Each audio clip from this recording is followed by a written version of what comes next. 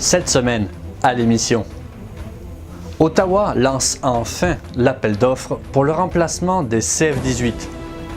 Vladimir Poutine annonce le retrait de la plupart des troupes russes en Syrie. Et bientôt, on verra des cybersoldats sur le terrain. Bienvenue dans la revue.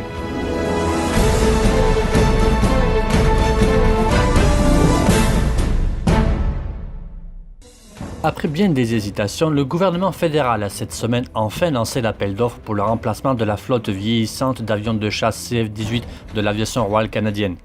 Le contrat devrait être attribué pour 2022 avec une première livraison en 2025.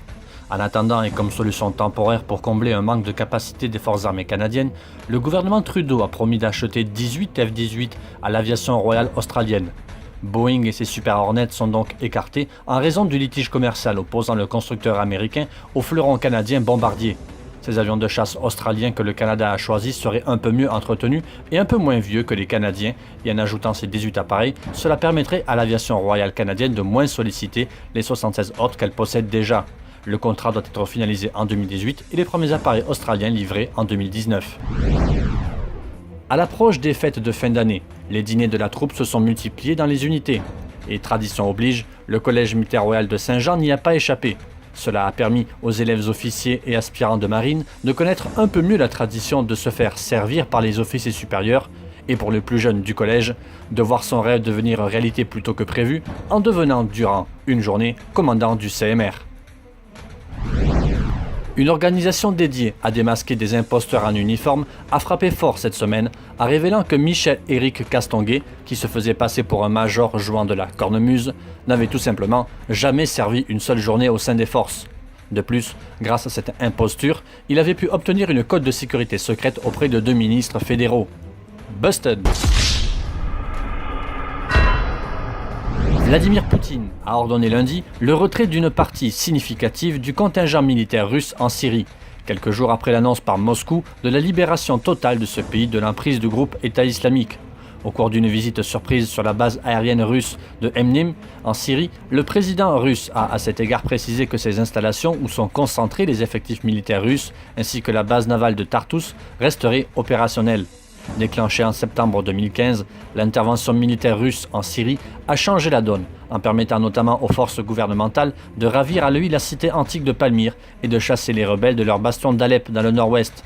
De 4 000 à 5 000 militaires russes ont été déployés en Syrie pendant ces 2 années. Officiellement, une quarantaine de militaires russes ont péri en Syrie depuis le début de l'intervention.